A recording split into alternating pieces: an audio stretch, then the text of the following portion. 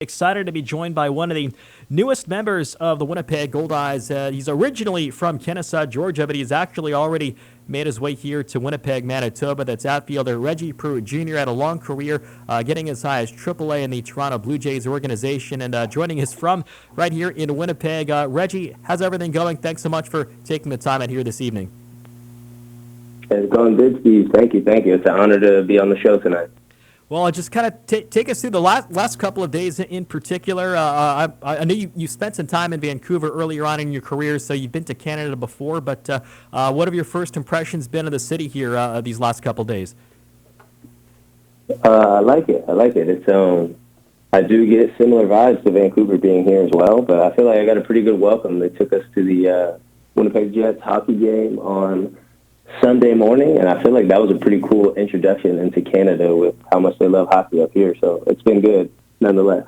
Yeah, it was a pretty good game as well. They ended up scoring 3 goals there in the third period to win their final game of the season. What did you think of the atmosphere in the building like that for the hometown team? Yeah, really good comeback. It was sick. And if the baseball atmosphere at Shaw Park is anything like that, I'm glad to be a part of it because that was truly electric. Well, and I haven't been not many hockey games in my life either, so that was pretty electric for me to be a part of. Well, no, we're really excited to have you on board. So let's kind of go back through the offseason here. 6 seasons in the Toronto Blue Jays organization, got as high as AAA in 2021. Just kind of take us through what brought you here to the Winnipeg Goldeyes and why you see this as a fit to try and continue your professional career. Yeah, it came to my 7 years, and I feel like the 7 years went by kind of quick, but I became a free agent at the end of this year, and I did a lot of thinking hard on if I really, really wanted to keep playing baseball, and I came to the terms that I do, and I was fortunate enough for Rick Forney, the manager, to reach out to me pretty early in the offseason, and it kind of left a little bit of a lasting impression on me because he reached out so quick, and it sounded like he was really, really eager to get me up here, and I jumped all over the opportunity. It's another opportunity to show my skills, play baseball, and ultimately, at the end of the day, do what I love. Reggie Pruitt Jr., new Winnipeg Goldeyes outfielder, joining us here in the final edition of the Inside Pitch. Just kind of take us through your game. We kind of take a look at what you've done thus far in your career. A lot of stolen bases. I've had the chance to watch a little bit of video of your time in the Blue Jay system and seen just some really just breathtaking defensive catches in the outfield. As a guy that really does a lot of things well on the baseball field, how much do you enjoy playing defense and maybe taking away hits from opposing hitters?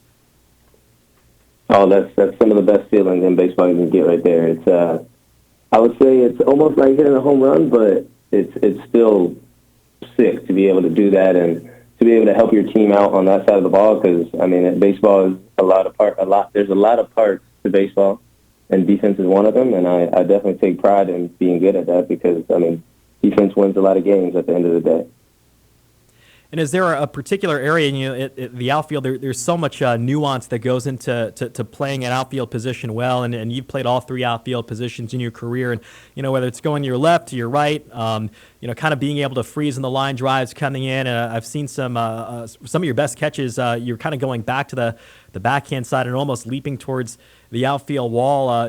It's not something you can necessarily practice. So is it just a matter of getting reps out there, maybe taking some chances along the way and kind of getting a feel for, what your boundaries and your limits are? How do you kind of develop that skill set where you're as good of an outfield as you are here today?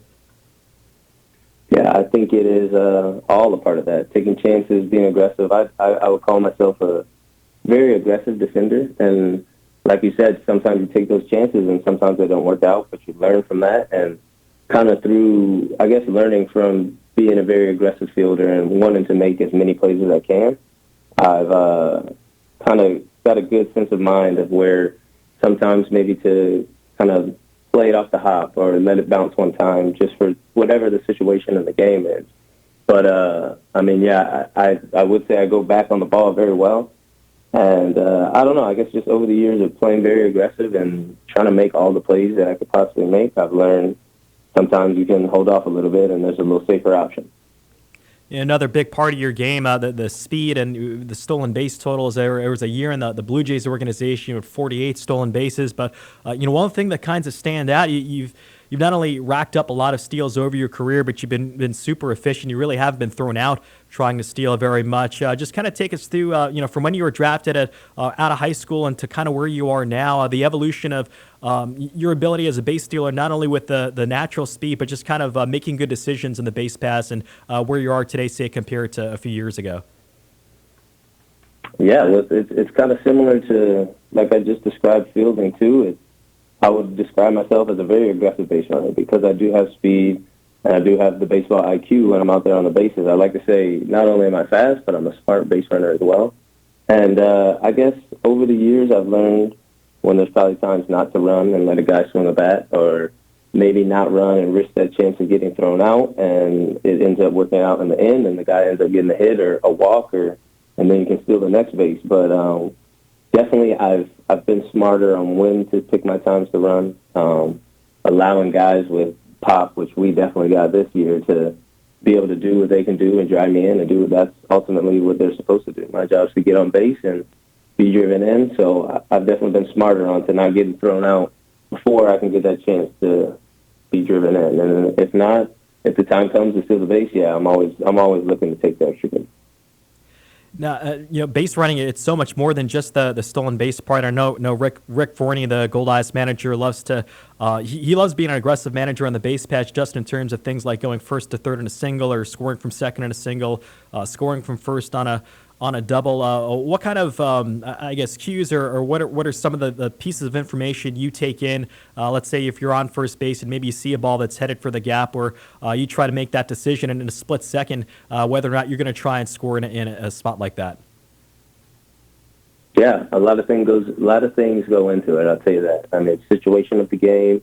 I guess now it'll go into our manager being very aggressive. That's funny. That's actually one of the things that we talked about on the phone over the course of time when we talked when I was about to sign. He was like, I love to get aggressive on the bases, and that absolutely fired me up. But back to the point, the situation of the game, usually before I take a lead, I'll check the outfielders and see where those guys are kind of positioned. So you can kind of have a premeditated kind of look in your head of where those guys at when the ball is hit out there.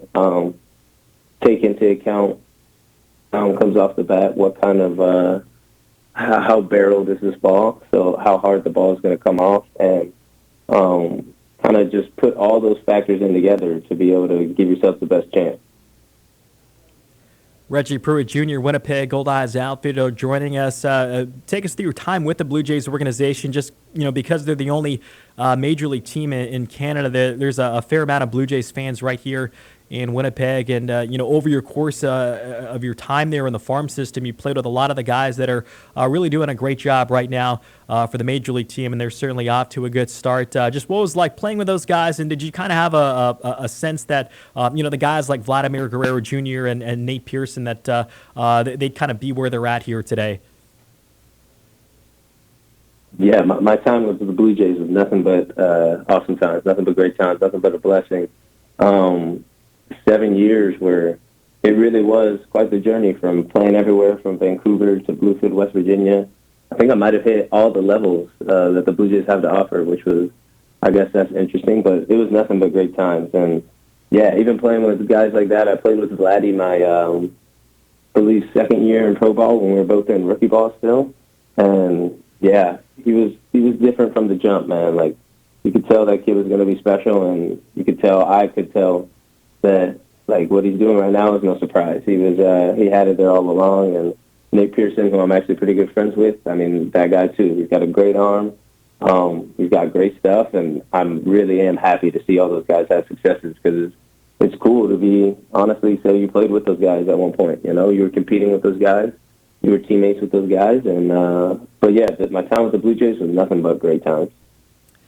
And so we mentioned you're originally from Kennesaw, Georgia, and I just kind of want to get your thoughts, because you sort of grew up in there's been kind of a boom in terms of talent coming out of the state. For a long time, it was California, Texas, Florida were kind of the hotbeds of baseball talent. coming out of the United States, but within the last 10 to 15 years, it seems like Georgia has really kind of taken hold of producing some of the best high school or even college baseball talent.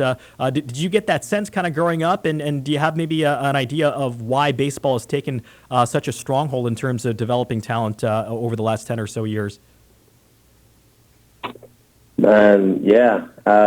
I guess, I feel like Georgia has always been a stronger spot in the South for baseball. Obviously, we always had like Florida and Texas to kind of compete with, but I think just the outreach of the game, like more kids are getting into it, and there's a lot of athletic kids in the state of Georgia, I'll tell you that. And more dudes are giving it a chance and realizing at young ages, 13, 14, 12, even as young, that they're pretty good at it. So I think there's, just due to the fact that I think more people are getting into the game, and I mean, some of these people are actually pretty good. It's all about the work you put into the game. I saw this really fun video you did. I believe it was when you were at the Lansing Lugnuts in the Blue Jays organization up in Lansing, Michigan. It was something called like Rides with Reggie, where you talked with all your teammates about kind of their first car, like what their dream car would be. It was a really fun video. I just kind of want to get your sense. Are you kind of like a car guy yourself, and what kind of got you into going through those interviews with your teammates like that? Oh, no, I wouldn't say I'm a car guy at all, but like anything for a little content like that, I'm more than willing to do. I mean, I wouldn't say I'm not shy in front of the camera, but I feel pretty comfortable in front of the camera and doing stuff like that. So, I mean, I got to see that video too. You might have to send that my way. I got to rewatch that and see how I did.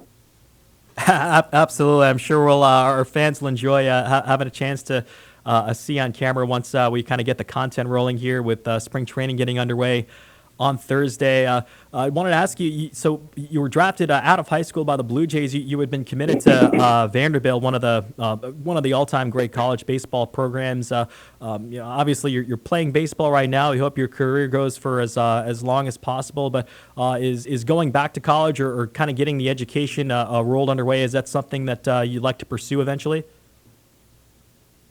Yeah, there's definitely a plan that I have set in place to get the ball rolling on that. I was thinking possibly after this season, this fall, enrolling in school somewhere. I'm not too sure on where I want to go to school right now and what I would study, but I have definitely put some plans like in place to where when I want to get the ball rolling on that, I will definitely try and get that done eventually. But hopefully I can play baseball for a while. It's a lot more fun. And last couple here, I know you had the chance to at least meet a couple of the guys you mentioned at the Jets game, Deion Stafford and Logan Hill, who are coming back to the Goldeyes, big parts of the club the last couple of seasons. For the guys you had a chance to hit with earlier today, what are your thoughts on some of your new teammates, and how excited are you to kind of spend some time with them over the next few months? Yeah, very excited. Logan, Deion, Max was there today too. I mean, those guys can swing it. I mean, not only do they got talent, they're even better dudes. And made me feel really comfortable coming in here, being my first year, and kind of showing me the ropes to the most they could right now. But, I mean, yeah, those guys got talent. We got some good teammates, so I'm definitely excited to see what we can do this year. I think it's going to be pretty special. Well, outstanding stuff, Reg. Before we let you go, any final words for the Winnipeg Goldeyes fans before they have a chance to meet you later on this week? Y'all come out and support this year, man. We need all of it. We would love all of your attendance. Go Goldeyes, go Goldeyes. We're gonna try and put on a show this year for you guys. Well, great stuff, Reggie. All the best to you and your family, and look forward to catching up with you here in a couple days. Cool. Thank you, Steve. Right now, pleased to be joined for the final time in the radio show this offseason. Goldeyes manager Rick Forney joining us from Maryland right now. Rick, I know it's a busy time for all the managers around the league, but just thanks so much for taking some time out, and I'm sure you're pretty excited just a couple days away from training camp. Yeah, excited, ready to go, pal. Thanks for having me on one last time. Lots to do here at home before we fly out to Winnipeg tomorrow, and it's that time of year, man. Time to get to work. 24 players under contract as of right now. For some of the guys that are going to be new to the Winnipeg Goldeyes, Thursday will be your first opportunity to kind of shake hands and put faces to names. Is that kind of an element you enjoy, even for maybe returning guys, just to kind of see guys face to face for the first time that you've been communicating with over the course of the off season?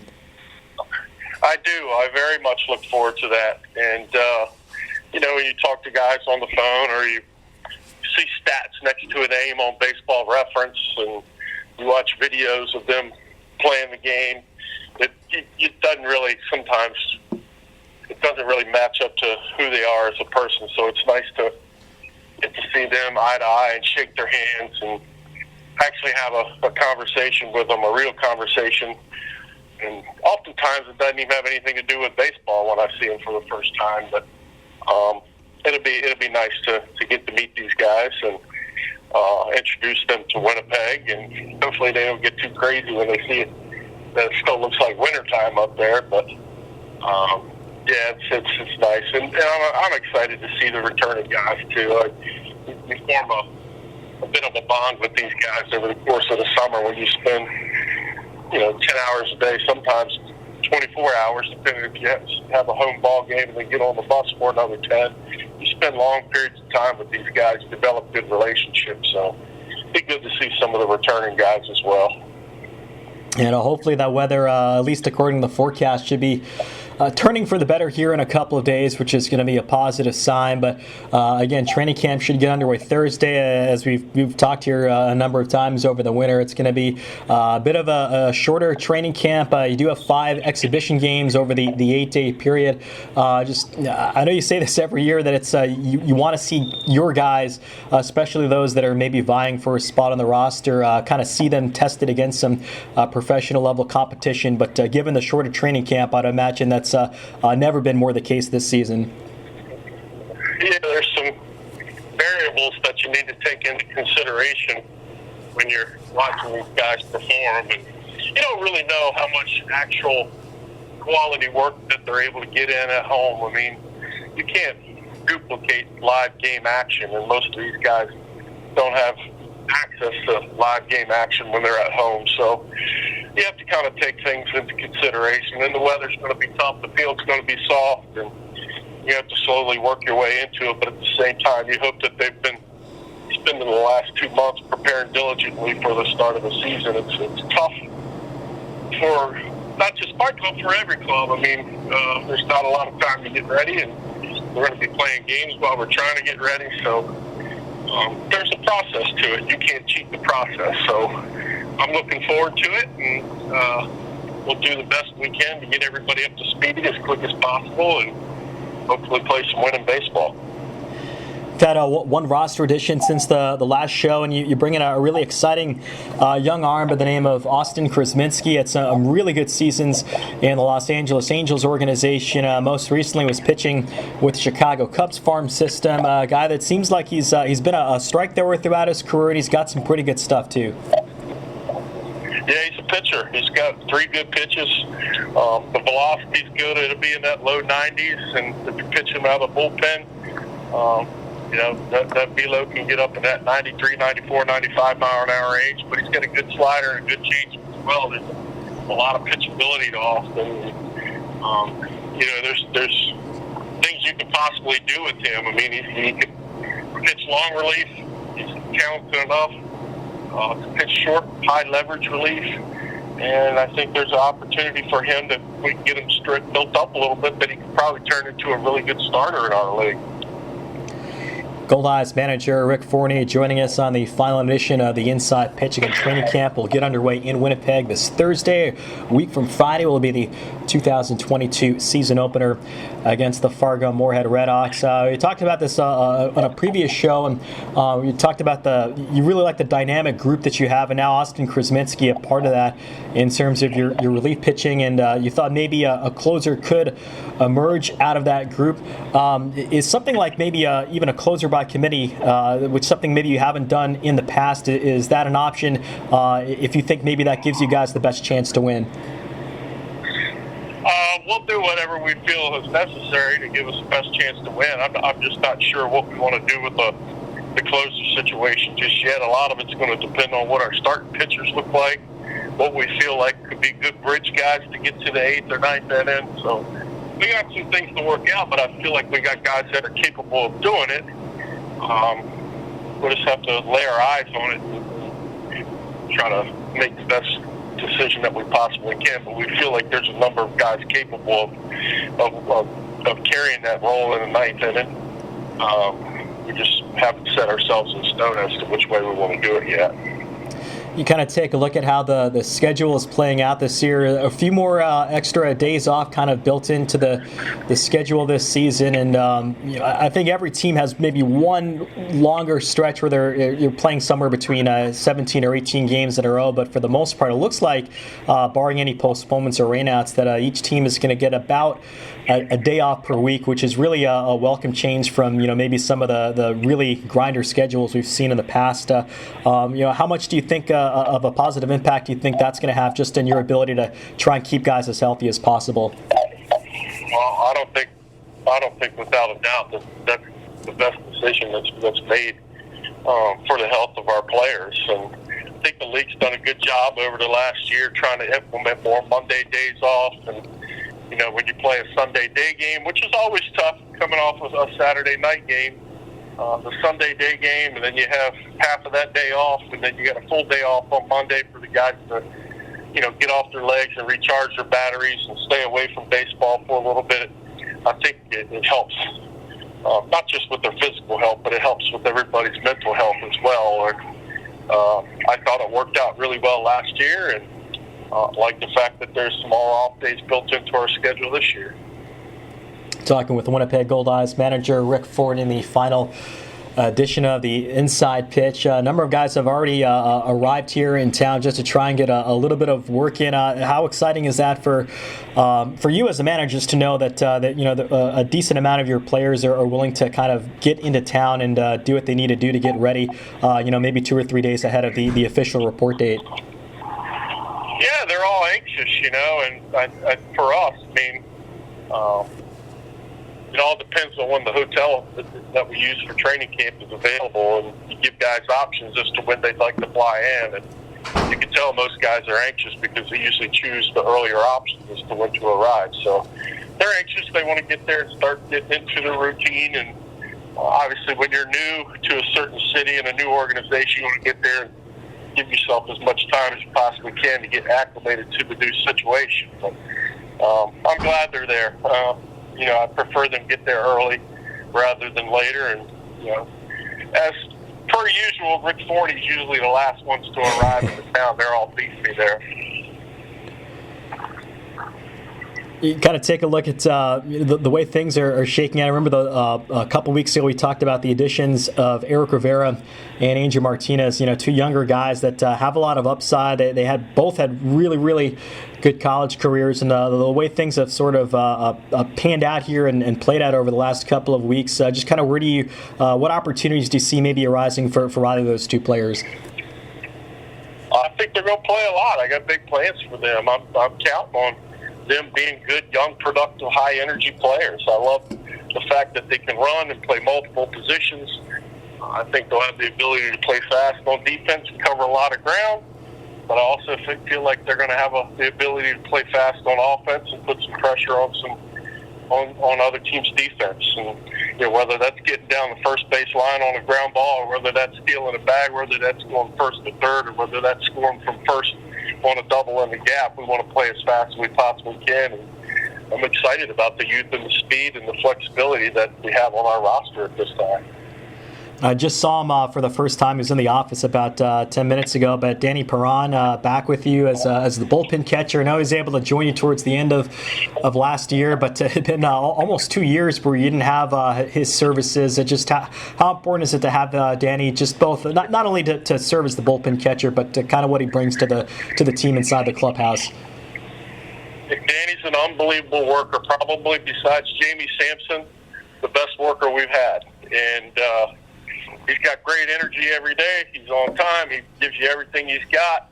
Always willing to go above and beyond. to help somebody out. And he's fantastic, and I'm thrilled that he's going to be with us for the season. And we're really counting on him. You know, everybody's got a role, and Danny's got a role, and he does a great job of getting these pitchers into the routine every day, whether they like the long toss, whether they like to do flat ground work, whether they like to throw bullpens, whatever. Danny's there available for everybody, and just an incredible worker. And I'm sure we'll get him into throwing some BP this year, doing some other things. But I think Danny's a fantastic worker, and he's certainly an asset to the organization.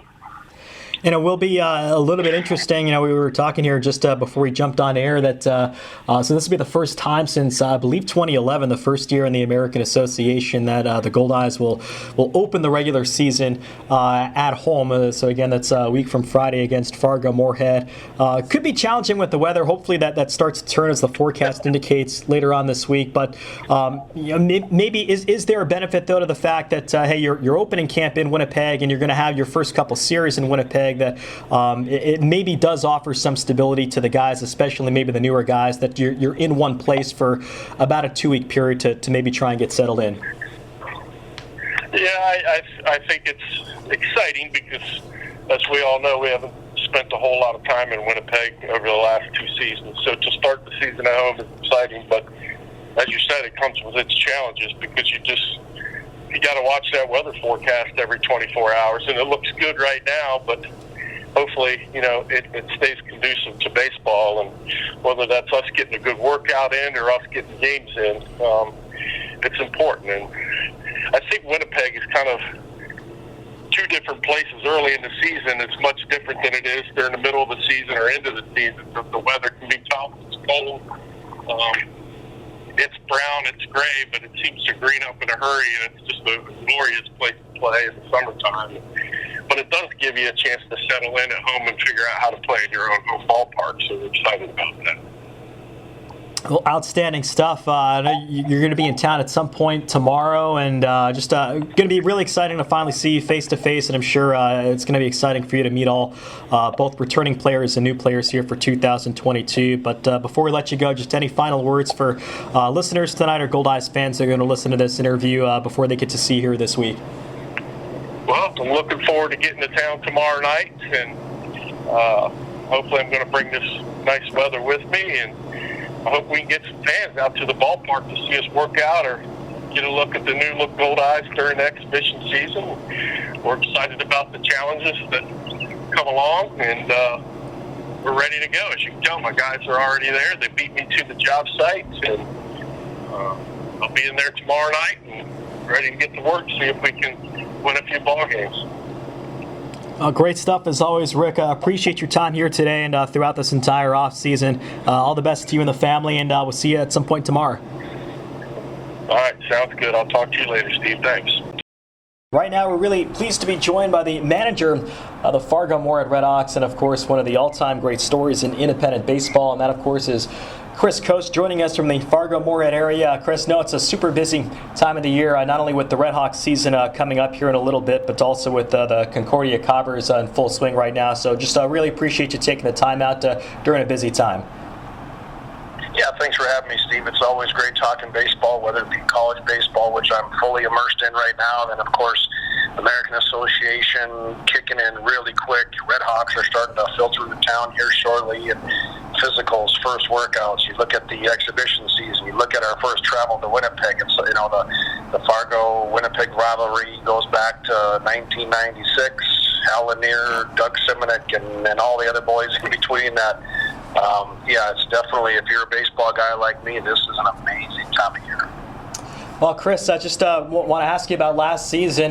Congrats on getting the Redhawks to the playoffs. You guys had a fantastic year, 61 wins, one of the best offenses maybe in the history of independent baseball, and you guys end up getting a spot in the American Association Championship Series. A lot of challenges certainly along the way. I think the Redhawks, like a lot of teams, had to deal with players getting moved to affiliated organizations, which presented some challenges there, kind of filling in the gaps in the roster. But overall, how do you kind of characterize the 2021 season for the Redhawks? I think you could probably, like a lot of teams, write a book about it. So to characterize it in a few sentences is tough, but I'll do my best. You're right. Like a lot of teams, we had some really good players signed, especially the pitching side. I think one point, 4 of our 5 starting pitchers got signed, as did our closer and a couple high-quality relievers. And we weren't alone in that. It's not just us, but it hit us all, a lot at the same time. And I remember after getting a few pitchers signed, then when Tyler Pike got signed, it was an amazing moment for, to share as a team. But we knew at that point it was going to be tough to really put together a consistently winning season. And then it wasn't much longer, Kevin McGovern got signed, and that was one of the better moments a team could have, when a guy like Kevin McGovern, after everything he's done with independent ball, when I got that call right before batting practice, the pitchers were out there stretching, the hitters were getting ready to take BP, and I get a call from the Cardinals. And for me to call the team together and and let Kevin McGovern know in front of the whole team, it was emotional, it was amazing.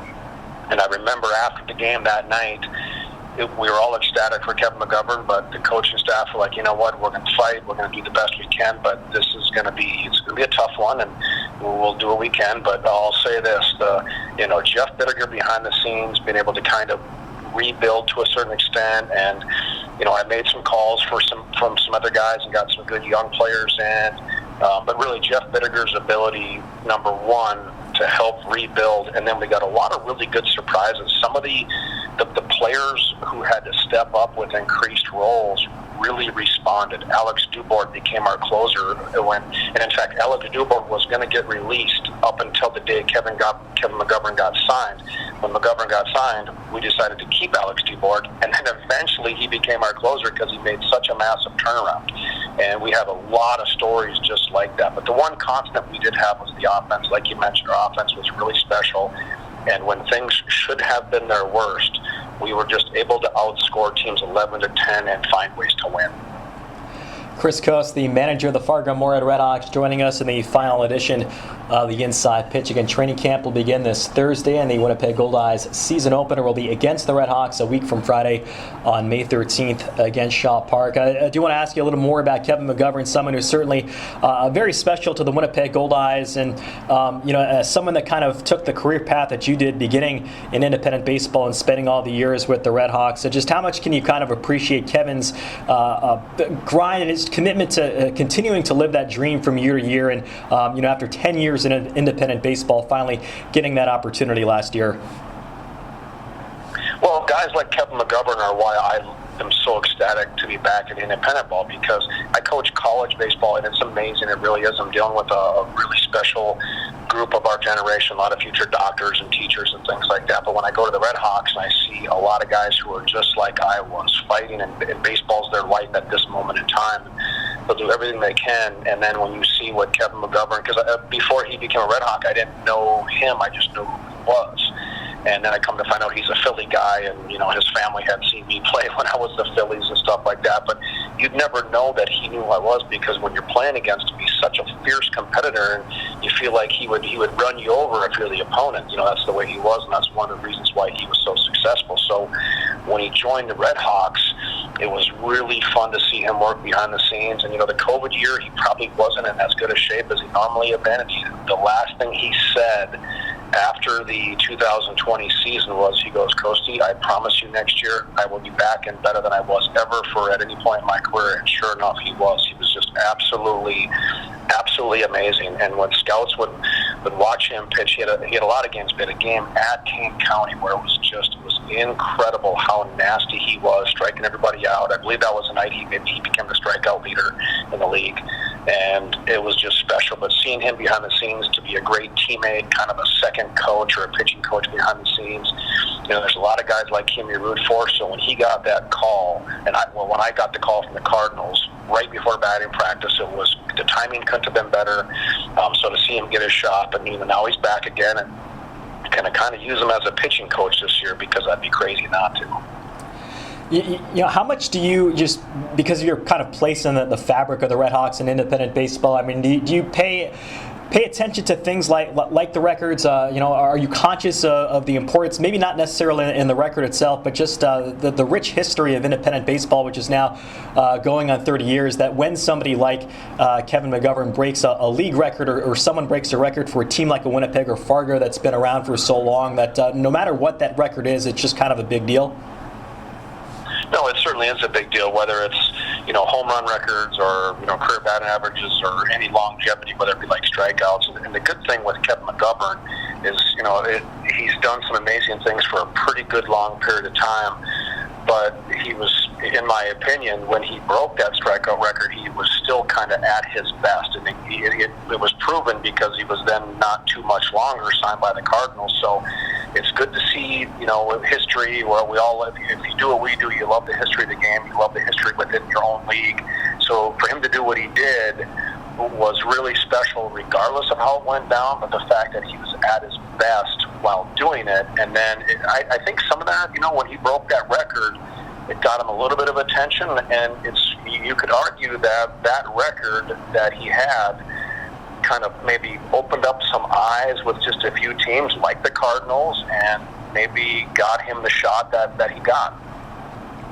Redhawks get to the American Association Championship Series last year. You had a phenomenal series, went the distance, 5 games against the Chicago Dogs in that second round. For all the great offensive moments you had, maybe the one that stands out is that John Silviano grand slam in Game 5 at Newman Outdoor Field against the Chicago Dogs. Just really electrified the crowd. We saw the way that Silviano reacted there in the moment. Just as a manager, watching that kind of unfold from the dugout of the third base coach's box, what is that like for you? Well, it was pretty incredible, obviously, if you followed it along and saw the impact it had on the game and our team and the season. But, he had in that series some pretty big hits that weren't homers. He might have had a walk-off in there. He had some, hard ground balls up the middle that were, game changers. And he had such an amazing series full of big hits, but not really the homers. And then, that game kind of started out tough, and then we got some breaks, and all of a sudden, Silviano's up. But even though the crazy thing about that moment is Silviano is a big-time power hitter. We all know that. You could argue he's one of the most feared hitters in the league for the home run ball. But at that moment, I can't remember who the pitcher was. Big, strong lefty throwing about 98 miles an hour through several pitches. And Silviano, he could certainly get a hit, but at that moment, you're not thinking homer. And when the ball left the bat, and it just, even though that we didn't have a massive crowd, I felt like there was 40,000 people. Ball goes way over the fence and landed on the parking lot. He still hadn't left home plate yet. And then me as the manager coaching third base, I'm screaming and trying to get the bullpen's attention because that changed the game right there. Now I had to get a different pitcher warmed up and ready to throw that next inning. So I'm trying to enjoy him running on the bases, knowing that when he rounds third base, he's going to rip my arm off, give me a high five or something, while I'm also trying to scream to the bullpen to pay attention and get a certain pitcher warmed up as quick as we could.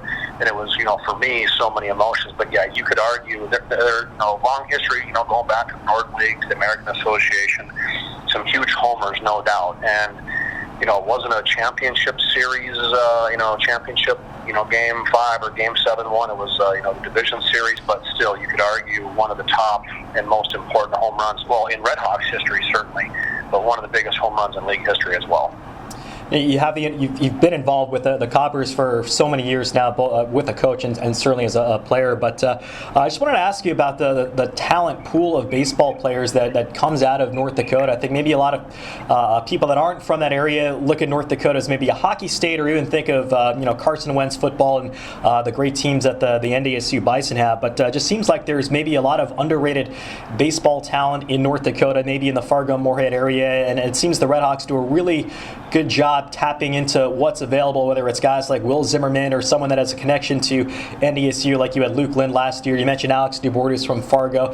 What can you just say about how the talent in Fargo, baseball-wise, has kind of developed over the last 20, 30 years? Yeah, I think, you go back to 1996, you can find that occasional guy like, I was a Fargo guy, but really it was few and far between. And usually when you found those guys, you signed them to be your backup catcher or third catcher or an extra guy or the last guy in the bullpen. But nowadays it's, the importance of having good rookies who can contribute.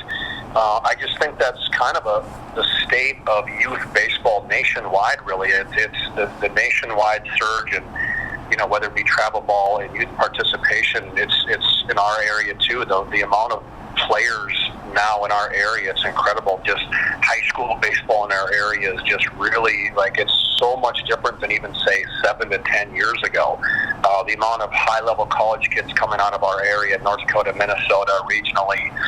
You go into Montana and South Dakota, same thing. And, every team, you do need to find some good local players. Some teams have an advantage. I mean, you look at, like, Chicago. Fargo's not always going to be considered a destination place for someone from Florida. Once they get here, they realize how nice it is, much like Winnipeg. Like, if a kid from Florida, first gets a call from Rick Forney, they may not think much of Winnipeg, but you get there and you realize how amazing a place it is, and Fargo's the same way. So it's not easy to get those guys sometimes. So when you can find really good players in your own backyard, you absolutely have to find a way to make it happen. And you do have to get lucky, because like I was talking about with Alex Dubois, we got really, really lucky, because when Kevin McGovern got signed is the only reason we kept Alex Dubois that day, and about a month later, Alex Dubois is our closer. It's crazy. Chris Coste, the manager of the Fargo-Moorhead Redhawks, joining us on the final edition of the Inside Pitch before training camp begins on Thursday. And kind of looking at the roster here for 2022, a number of those key offensive players are coming back for this season. And it's kind of interesting. I'll ask you about Drew Ward, because if I'm not mistaken, there was a similar situation in that the COVID year in 2020, where maybe you were on the fence of moving on from Drew Ward, who got off to a bit of a slow start. And, of course, he ends up winning the batting title that year. But I'm sure that you guys have to be ecstatic to have him back in the middle of your order this season. Yeah, when he had first given me a call, and I just, my first thought was, this is just too good to be true. How do we find a way to make this work? I called Jeff Bittiger, because with me being immersed in the college side of things, you got salary cap and then all this other stuff. It's kind of a full-time job, so I'm incredibly fortunate that I have Jeff Bittiger behind the scenes, and Anthony Renz too, my main assistant. He helps a lot with all this stuff. And I basically, I spoke with Drew, and I go, Drew, we'll find a way to make it work. And so we did. And, the kind of offensive player he is, that season he had in 2020, he won the batting title by small percentages of millipoints over Corral Prime, but he also hit a ton of homers, and it was just a scary moment when he came to the plate. So to have him back, because we have a lot of good players back, but we also lost some pretty good players. So to get Drew Ward for us, and not only that, but a guy who loves being in Fargo, he loves playing for our coaching staff. So that's also important, because in independent ball, there's a lot of unknowns. You sign a really good player, but if they're not all in and they take the league lightly, they will absolutely fail. And so to have a good player who comes to our league and respects the league and respects the city, those are the guys who succeed. Now, I want to ask you about Ryan Flores. He'll be back in the fall, I would imagine, back in the starting rotation. And just kind of take us through his development. I believe it was the game against Winnipeg where he had the 4 innings in relief when we were down in Jackson, and that kind of maybe opened the door to moving him into the rotation last year. But I know he's a guy that's, like Kevin McGovern, he's grinded a lot throughout his career. He's overcome a lot of adversity. Just how special was it to kind of see him really reach the peak of his game last year as a starting pitcher? Yeah, his evolution was really great to see over the last few years. And some of it was, him getting better, but I really feel a lot of it was, using him in a situation where he can do his best. Because when we first got him, he was kind of the extra man in the bullpen, eat up innings, throw, just some garbage innings. And I think one of his biggest issues was he was always available. He would never tell you he needed a day off. So I think a lot of times the manager would be enticed, throw him 3-4 days in a row. And then what I found that one year was when he had just a little bit of rest, he was dominant. But once again, he would never ever ask for rest. And then you fast forward to this year, we had so many good starting pitchers to start the year that we desperately needed him in the bullpen. And then once starters got signed one by one, I still was really hesitant because of we didn't have a crazy strong bullpen just yet.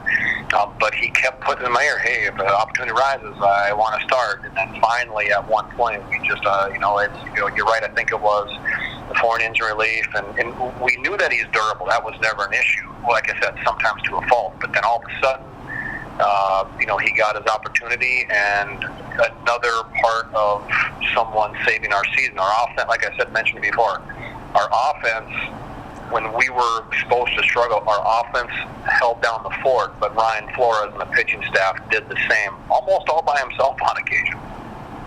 And, we'll ask you about the Cobbers here, and you guys are in full swing, kind of nearing the end of the 2022 collegiate season. But just having been involved with that program, first as a player and a coach, and now as the head coach, does that kind of help you in terms of how you relate to maybe players with the Redhawks and vice versa? Yeah, certainly, because it's like I kind of get this from Charlie Manuel. It's my manager with the Phillies. It's whether it be college or Redhawks or at any level. I've played at every level. I was a Cobber myself, which really, really helps. So I respect the school and I respect the athletic programs and the type of athletes that we get, because we're not Division I. We're a pretty smart school, but we're also not Harvard. And so, like Charlie Manuel, I always said that he could walk into a room or a baseball locker room or clubhouse, and he could identify with literally every guy in there, because at some point in his career, he's been that guy. Like me, I've been the guy that's about to get released. I've been the guy who batted third in order, and I've been every guy in between. Being a catcher and then spend countless times in the bullpen. I've spent countless hours with pitchers and relievers and in bullpens, and so I feel that that's one of the strengths. It's one of the reasons why catchers a lot of times make good managers. It's not 100% obviously, but it's a big reason why, like someone like me who's seen most every level you can think of, from Division III baseball to World Series, I think a lot of that helps me at every level I'm at. And you mentioned something interesting. I'm not sure a lot of people realize. I think fans in Winnipeg, and certainly those that are in the Fargo-Moorhead area, familiar with the baseball program and the success that the Cobbers have had. But that's a pretty darn good school as far as getting your education, right? Yes, absolutely. Education at Division III as a whole is really important, as it is with us, and it makes recruiting more of a challenge, but also in some ways it's easier because it does limit the type of person that you might be able to get. But there's a challenge. Tuition isn't cheap, but education here it's incredibly strong. We have pre-med is one of our big ones, so we have a lot of pre-med guys on our roster, and I've always felt that those are the easiest guys in the world to coach, because they're so easily motivated. They're goal-oriented. They follow instruction and order, and they retain things, and they're incredibly, incredibly competitive. I've always found that as a whole, the pre-med students are the most competitive student athletes out there. And so, like I said, it's the coaching at this level certainly isn't easy, but some of the kids that I get make it a lot easier. Well, outstanding stuff. Love the insight from someone that's had such a huge role in independent baseball. Before we let you go, just any final words and your excitement for the upcoming 2022 season? Well, for me, this is always a great time of year. The weather's going to start getting nicer, and when that schedule first comes out, there's so many great rivalries within our league. Between us and Chicago and Milwaukee now, but historically the Winnipeg thing. So to start out in Winnipeg, it's pretty fitting.